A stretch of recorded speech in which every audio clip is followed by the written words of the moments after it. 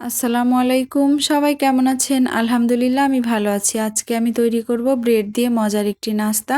প্রথমে আমি প্যানে সয়াবিন তেল দিয়ে দিচ্ছি 2 টেবিল চামচ মতো। তারপর তেলটা গরম হয়ে গেলে আমি ব্রেডগুলো ত্রিভুজ আকৃতির করে কেটে 5 টুকরো ব্রেড দিয়ে দিচ্ছিলাম উপর থেকে। এটা একদম মিডিয়াম টু লো হিটে আমি এই নাস্তাটি তৈরি করব। সুন্দর করে সাজিয়ে দিয়ে এখন আমি 2টা ডিম ফেটিয়ে নিলাম একটু লবণ দিয়ে। তারপর ব্রেডের উপরে এই ডিমটা আমি ছড়িয়ে দিয়ে দিলাম। চাইলে আরেকটি ডিমও দেওয়া যেতে পারে।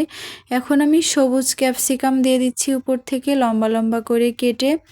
চাইলে বিভিন্ন কালারের ক্যাপসিকাম দেওয়া যেতে পারে, তো আমি শুধু সবুজ ক্যাপসিকামটা দিয়েছিলাম। তারপর আমি পেঁয়াজ এরকম গোল গোল করে কেটে উপর থেকে সাজিয়ে দিচ্ছিলাম। তারপর দিয়ে দিলাম টমেটোটাও এরকম ক্যাপসিকামের মতো লম্বা লম্বা করে কেটে সাজিয়ে দিচ্ছিলাম। এখন আমি দিয়ে দিব একটু কাঁচামরিচ, একটু ধনিয়া পাতা। এতে করে দেখতেও অনেক সুন্দর লাগবে, আর ধনিয়া পাতার স্মেলটাও কিন্তু অনেক বেশি ভালো লাগে। দেখতেই দেখুন কতটা সুন্দর লাগছিল, অনেক সুন্দর কালারফুল লাগছিল। এটার সাথে চিজ দিলে কিন্তু একদম পিৎজার থেকে কোনো অংশেই কম লাগবে না। তারপর আমি দিয়ে দিব টমেটো সস। তো চাইলে আপনারা টমেটো সসের বদলে অন্য কিছুও দিতে পারেন, না চাইলে না দিতে পারেন, তবে টমেটো সসটা দিলে অনেক বেশি মজা লাগে।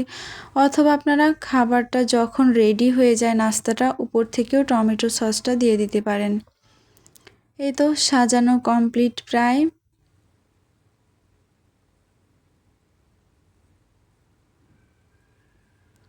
আমি টমেটো সসটা এভাবে অল্প অল্প করে দিচ্ছিলাম, এতে করে দেখতে অনেক সুন্দর লাগছিল। তারপর আমি খুন্তির সাহায্যে এটা একটু চেপে চেপে দিচ্ছিলাম যেন এটা উঠে না যায় উপর থেকে। তো একটু সাবধানে আমি এগুলাকে চেপে চেপে দিচ্ছিলাম। তারপরে একদম সাবধানে একটু উল্টিয়ে নিব। উল্টানো হয়ে গিয়েছে, আবারও একটু চেপে চেপে দিব উপর থেকে। আর চারপাশ থেকে আবার আমি 2 টেবিল চামচ সয়াবিন তেল দিয়ে দিলাম, নিচের পাশটা যেন সুন্দরভাবে হয়ে যায়।